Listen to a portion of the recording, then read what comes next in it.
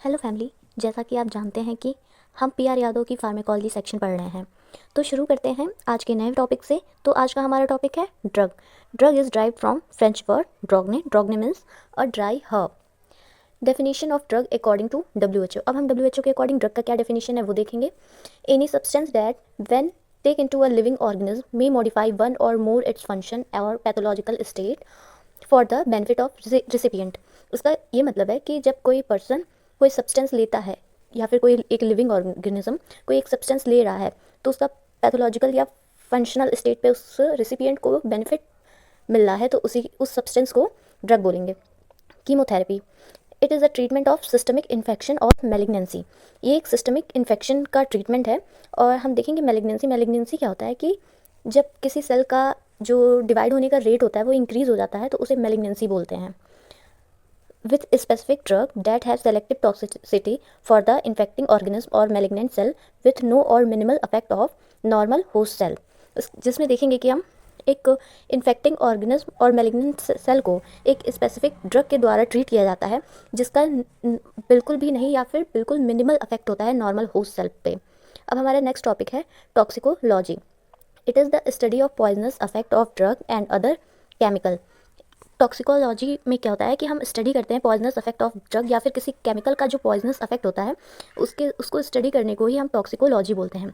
Toxicology also include the study of adverse effect of drug. किसी drug के adverse effect का study करना भी टॉक्सिकोलॉजी के अंडर आता है। ये वो सेम ड्रग हो सकता है जिसे हम किसी डिजीज़ को ट्रीट करने के लिए देते हैं, लेकिन इसका डोज अगर डोज के अकॉर्डिंग ना लें, अगर उसका डोज इंक्रीज़ या डिक्रीज़ करने की वजह से उसका कोई एडवर्स इफेक्ट होता है, उसको भी स्टडी करना टॉक्सिकोलॉजी के अंडर आता है। अब हमारा नेक्स्ट टॉपिक है एसेंशियल ड्रग या medicine. Definition of essential drug according to WHO के अकॉर्डिंग एसेंशियल ड्रग का क्या डेफिनेशन है वो देखते हैं। Medicine use to meet the fundamental health care needs of a population. एक ऐसा मेडिसिन जो किसी हेल्थ को ट्रीट करने के लिए, एक फंडामेंटल हेल्थ को ट्रीट करने के लिए एक पॉपुलेशन को दिया जाता है, उसे ही एसेंशियल ड्रग बोलते हैं। नेक्स्ट पॉइंट है there selection is based on efficacy, safety, cost effectiveness and public health priorities. हम कैसे देखते हैं कि कौन सा ड्रग एसेंशियल ड्रग है, तो उसके efficacy, safety and cost effective, मतलब उसकी कॉस्ट के अकॉर्डिंग और पब्लिक हेल्थ प्रायोरिटी के अकॉर्डिंग हम इस एसेंशियल ड्रग को सेलेक्ट करते हैं। To guide the member country the WHO brought out its first model list of essential drug along their dose in 1977। तो WHO के जो गाइड मेंबर हैं उन्होंने एसेंशियल ड्रग का फर्स्ट लिस्ट और उसके डोज के साथ 1977 में लॉन्च किया था। Its current edition is the 15th edition 2007। इसका जो करंट एडिशन मतलब जो 15th एडिशन है वो 2007 में लॉन्च किया गया है। India produce it's national drug list. जो हमारा कंट्री इंडिया है उसने ड्रग लिस्ट 1996 में लॉन्च किया था, और इसका रिवाइज्ड जो लॉन्च किया था वो 2003 में, और इसको टाइटल के साथ लॉन्च किया था। उस टाइटल का नेम है national list of essential medicine. Next point देखते हैं। This list include 354 medicine. इस लिस्ट में 354 मेडिसिन हैं which are consider to be adequate to meet priority health care need of a general population of the country. अब हमारा next topic है orphan drugs. अब हम देखेंगे कि ऑर्फन ड्रग्स क्या होते हैं।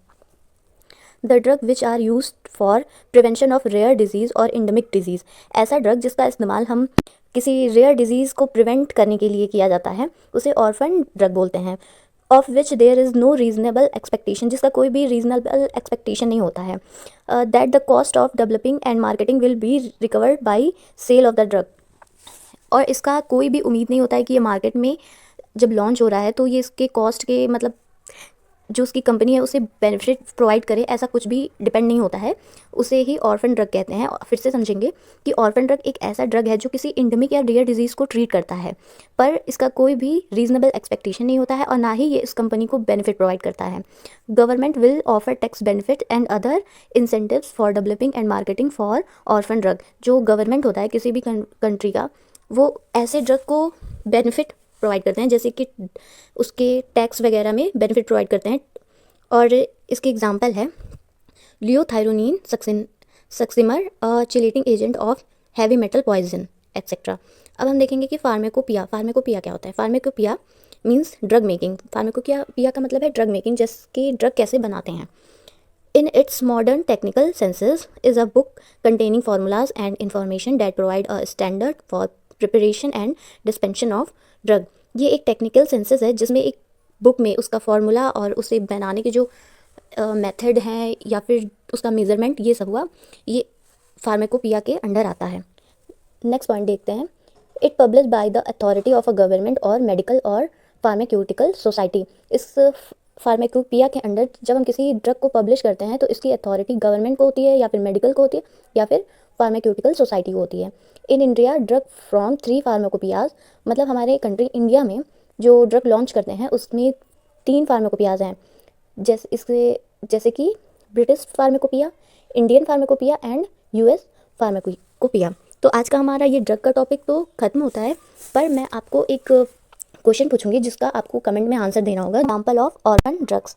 Thank you. तो आप आंसर देना कमेंट में बिल्कुल ना भूलें।